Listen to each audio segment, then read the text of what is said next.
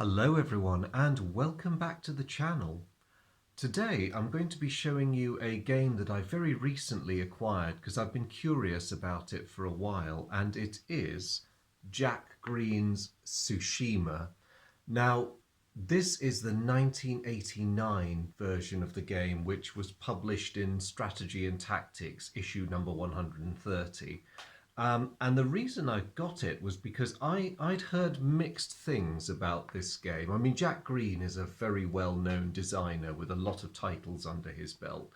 But people had said that this was a good system. It was quite basic.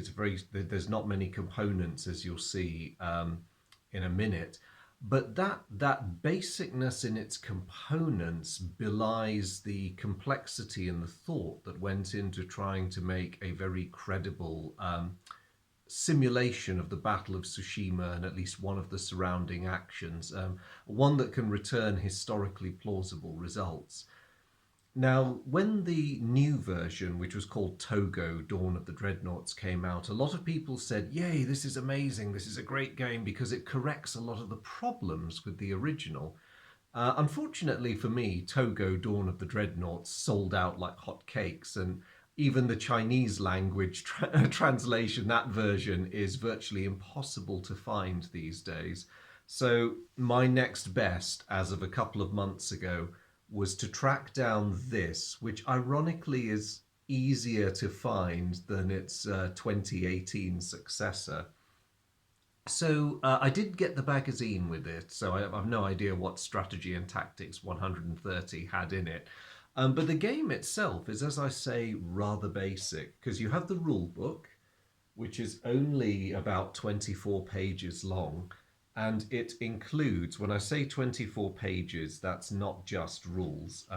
You get a lot of rules in fairly fine print, but you also get, and I've pulled these out, a large number of game tables. Sorry, that's my cat getting up to some mischief off camera over there. Yes, an awful lot of gunnery and hit location tables.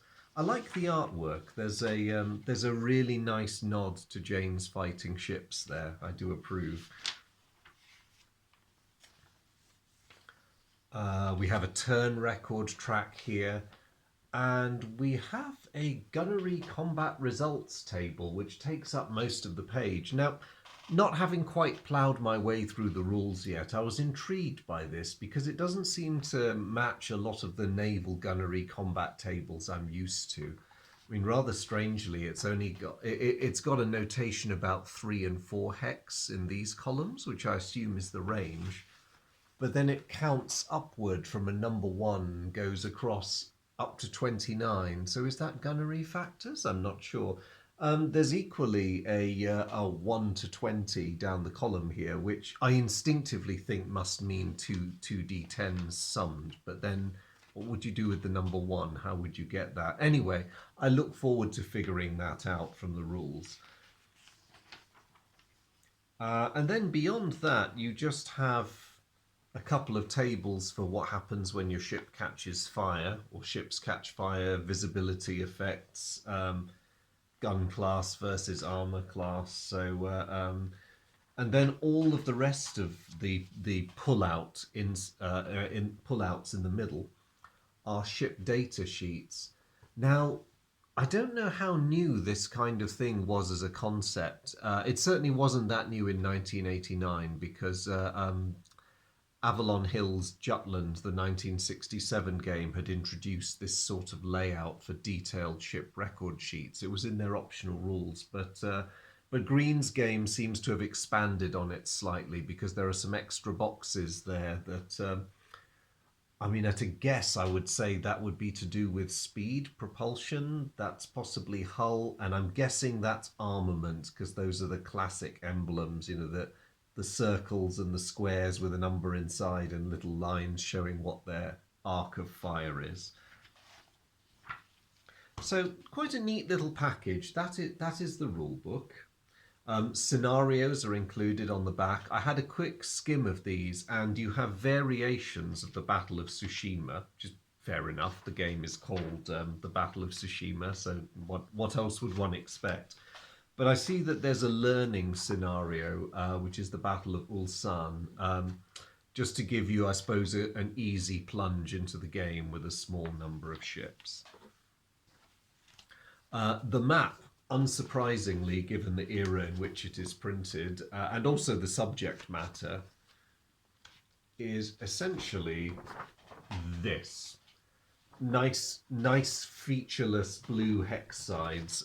Again, I'm not surprised. In both Ulsan and Tsushima, you wouldn't really have been that close to the land. Both were fought well out at sea, so getting a plain blue map sheet was not a surprise either.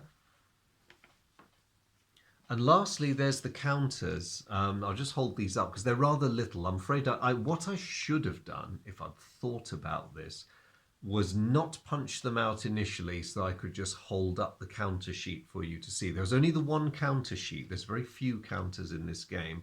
But no, I had to punch them out. So I'll just hold the bag up really close to the camera for you to see. I don't know if you can make those out. If you're wondering why there's the silhouette of an infantryman, it's because strategy and tactics back in the day was, even back then had got into its habit of double function counters. So these mysterious yellow guys are from a game called The Siege of Beirut. So totally divorced from the Battle of Tsushima. But I just held up the Russian ships for you. Nice colour mix, green and yellow. It stands out quite well. And these are not big counters. The Japanese are white on red. And the rest of these, small number of counters. You've got a game turn marker. You've got markers denoting ships that have been detached on special duty, ships that are on fire. The sorts of things you would expect from a game like this. I realise there's quite a little bit of reflection on the baggies, so I will take a ship counter out just so I can show you one up close. And I hope the camera manages to focus. Come on, camera, you can do it. You can do it. Can you do it? Who have we got here? Matsushima, the large protected cruiser. So I'm sorry my camera's not really focusing in on this little guy, but essentially you have the outline shape of your ship, you have its name, you have two numeric ratings there, which from my quick skim of the rules tells me are basically the ship's speed, its type, PC for protected cruiser, and its armor class. So the good thing is, I mean, these are tiny counters, as you can see. They're not over cluttered with information. You can see them quite easily, and the numbers stand out. For 1989, the print quality is really good. They are a bit glossy, which is a little problematic, and that's a shame. But it's still pretty good. So I look forward to seeing how it plays because, as I say, there's not very much information on the counters. So an awful lot of it must be in here and on the ship data sheets. Actually, come to think of it, it wouldn't surprise me if it is one of those games where you need an awful lot of off-the-map scribbling rather than counter placing. But I'll have a proper look at the rules and see how it plays. But I must say, for the moment, this is looking like a very neat little package.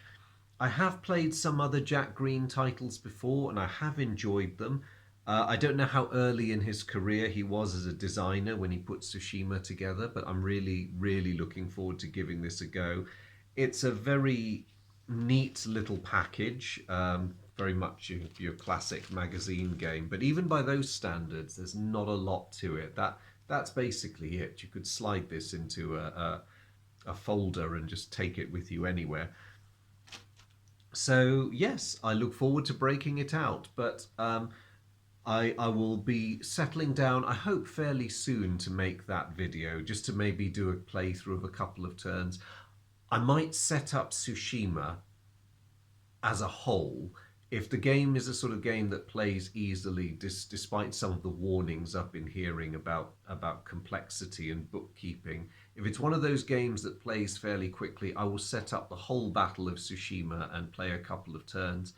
If it turns out to be somewhat more involved than that, then I may just pick a smaller. I might just do Ulsan, or maybe just a pairing of a couple of ships per side. We'll see. But in the meantime, thank you very much for following the channel. As always, I'm very glad of your company, and thank you for spending the time watching this video. I hope this has piqued your interest in this game.